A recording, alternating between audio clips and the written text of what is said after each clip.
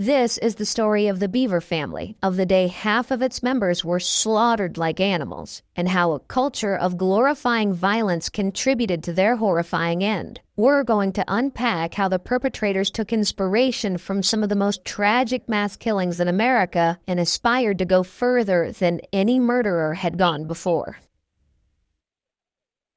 David and April Beaver weren't exactly the most normal people. In fact, there was a lot about their life that many might find strange. According to the Broken Arrow community, nothing really stood out about the Beavers, but that's not because they were an everyday family. They were more like ghosts, seldom heard from and even more rarely seen. They interact with their neighbors only when necessary and chose to homeschool each of their 7 children. Their entire relationship was strikingly unusual. When they met in 1987, David was 24 years old and April was only 15 years old. The age gap didn't really get in the way of their relationship, though. They quickly settled down, and in the mid-90s, they got to work starting the big family they'd always wanted. The first child to come was Robert in 1996, followed by Michael in 1998. They became the older brothers to Crystal, Daniel, Victoria, and the baby Autumn, who was just about 2 years old at the time of the incident in 2015. It's possible that the Beavers started such a large family because they didn't want anything to do with the outside world. Their kids were forbidden from talking to anyone else in the neighborhood, and they spent almost all of their time at home. Their seclusion was so complete that some neighbors only found out the Beavers' family name after the incident took place. But even though the Beavers were uniquely antisocial, they weren't exactly backwards. David was a tech consultant for HP Enterprise Services, and while April was a stay-at-home mom, she regularly used Reddit under the username AOKMom.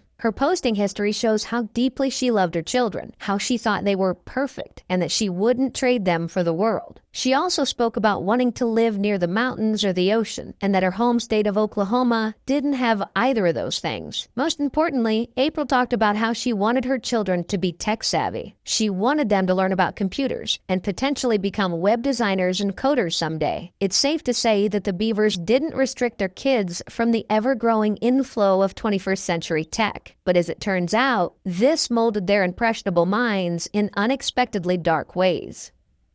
Since he wasn't allowed to go out much or make friends with kids in the neighborhood, Robert did what any kid growing up in the 21st century did, found a community online. Or, more accurately, he tried to find an online community. What he wanted more than anything else was to be famous. So he created a YouTube account in 2013, hoping to make it big. Salute. Hey everyone, it's me, Cult Empire. In case you didn't know, you found me by accident, or you're expecting someone else. Yeah, why would you do that? Anyway, this is the second first ever update, which I think is a major improvement. I tried a news report theme last time, that's not very vloggy, is it? So I'm being a little more chillinated, writing stuff, scripting. I'm going to make my first sketch soon. Can't show you a sneak preview or it would ruin it. It'll be like a minute long. It's going to be some good stuff. I think it's going to be hilarious.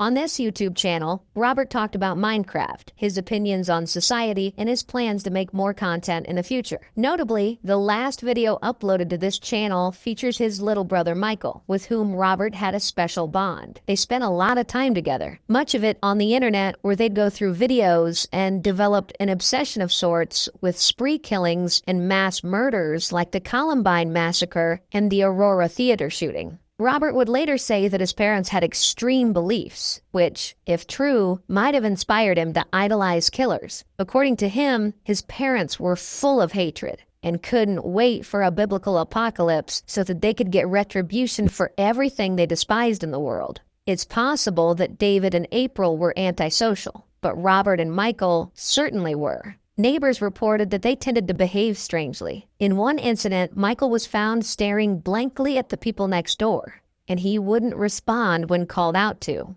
Clearly, something terrible was going on underneath the surface, and there's a chance that David made it even worse. It's been alleged that he was both physically and verbally abusive to his children, though the extent of this hasn't been verified. We do know that one of the children confirmed that David had a violent streak, which seemed to suggest that Robert and Michael potentially learned a lot from their father in that regard. But at the same time, any abuse that took place didn't explain why Robert and Michael became so obsessed with brutal violence. Regardless of the why, the two brothers soon started fantasizing about committing acts of violence. They fantasized about shooting up schools, murdering people in their own homes, and going on killing rampages across their town. According to Robert, these fantasies were just a way for him to express his internal rage. They weren't meant to be taken seriously, and they definitely weren't blueprints for what he wanted to do in real life. But as we will soon reveal, these murderous ideations weren't just flights of fancy. Before too long, they became too intense for Robert to hold in.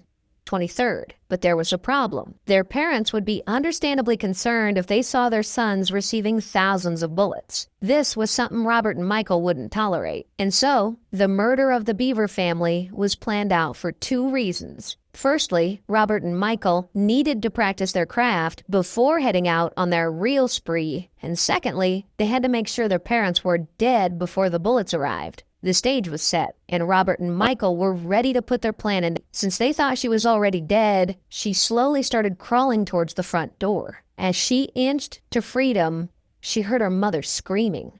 Robert and Michael had started attacking their parents. David suffered 28 stab wounds to the neck, torso, head, and face. It was a brutal, unrelenting assault. The kind you'd expect from a wild animal, not a human being. However, what the perpetrators did to their mother was even more gruesome. April was stabbed nearly 50 times all across her body, but that's not how she died. A medical examiner later reported that she'd been killed by blunt force trauma to the head. This means that the homicidal brothers either stabbed her relentlessly before bashing her head in, or their hatred for her was so potent that they ravaged her corpse with their knives. By this point, Robert had noticed that Crystal had escaped. Her wounds were so severe that she'd collapsed outside, so Robert headed out and dragged her back in. This left a trail of blood on the driveway, something that would prove crucial later on. Who else was in the bathroom? I think Victoria might have been in there. About Victoria? Yeah, my 4-year-old sister. 4-year-old, okay. There's no way to know exactly what happened next, but reports confirm that 7-year-old Christopher and 4-year-old Victoria were locked in the bathroom for their safety.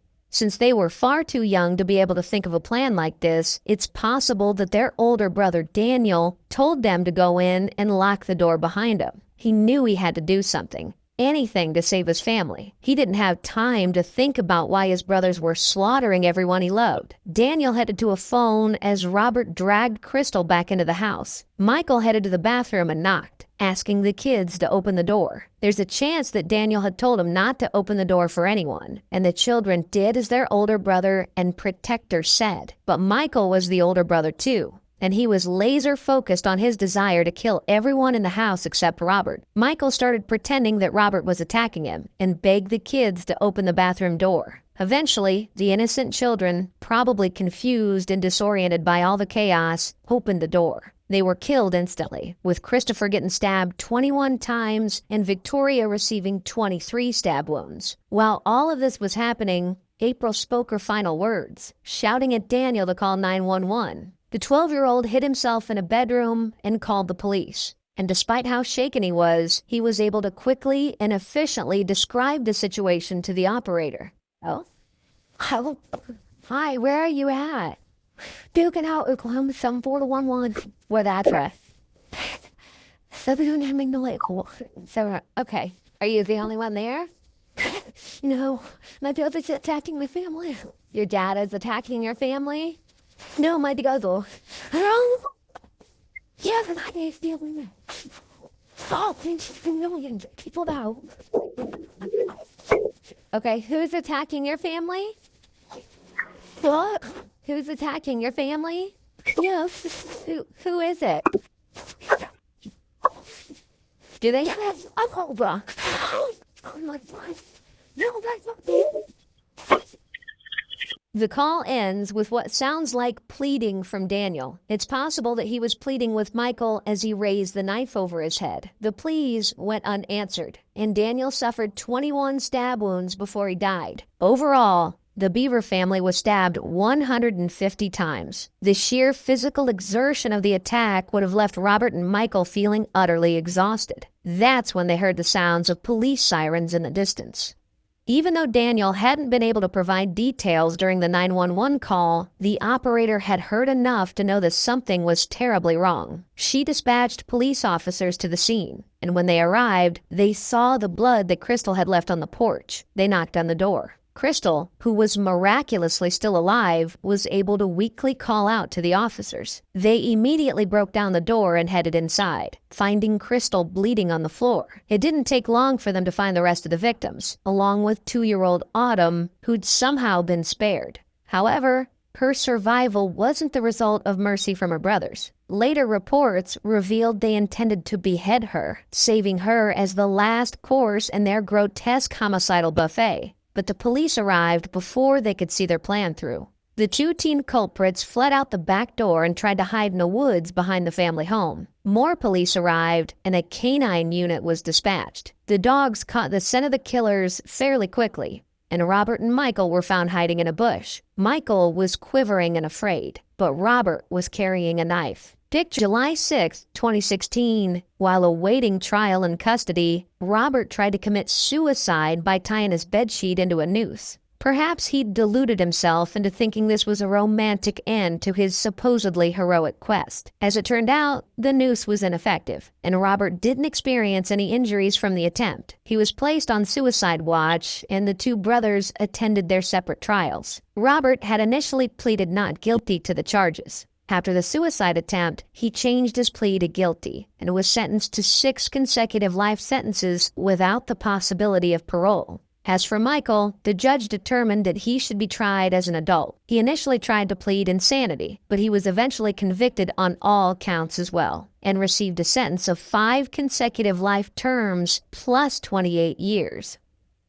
The brothers were jailed in separate facilities. Robert was sent to Joseph Harp Correctional Center, whereas Michael was sent to Lexington Correctional Center. The younger culprit showed a deteriorating state of mind, with inmates reporting that he made grotesque, violent drawings in crayon, possibly to make him seem tougher than he was. While in jail, Robert was diagnosed with a number of mental illnesses, many involving psychosis. Prison doctors theorized that he had major depressive disorder, borderline personality disorder, and post-traumatic stress disorder. They also prescribed him medication for schizophrenia. Based on how Robert has behaved in jail, all that medical attention doesn't seem to have had much of an effect. In 2019, he tried attacking prison staff with a makeshift shiv, indicating that his violent impulses haven't gone away. Crystal and Autumn, the sole survivors of the massacre, were eventually adopted by the same family. This was done to ensure they could stay together, something that might help them overcome the immense tragedy their brothers had put them through. As for the Beaver family home, it fell into a state of disrepair as it sat vacant for years. No one wanted to buy a house where something so gruesome had occurred. It became a popular spot for ghost hunters and other fans of the macabre until it was destroyed in a fire on March 18, 2017. Just weeks after the city council made plans to buy it and demolish it. The cause of the fire remains unknown, but it's possible that someone wanted to rid Broken Arrow of this tragic reminder.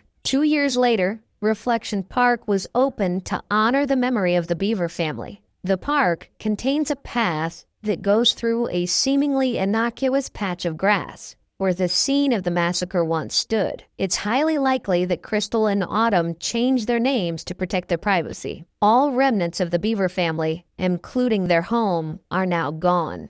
So, what do you think of this case? Did Michael deserve to be tried as an adult, considering Robert was the mastermind? Or was he just as complicit in the murders? We'd love to hear your thoughts in the comments below. If you like the way we create these videos and you want to help bring more cases like this to light, hit that like button and subscribe for more deep dives. Thank you once again for watching.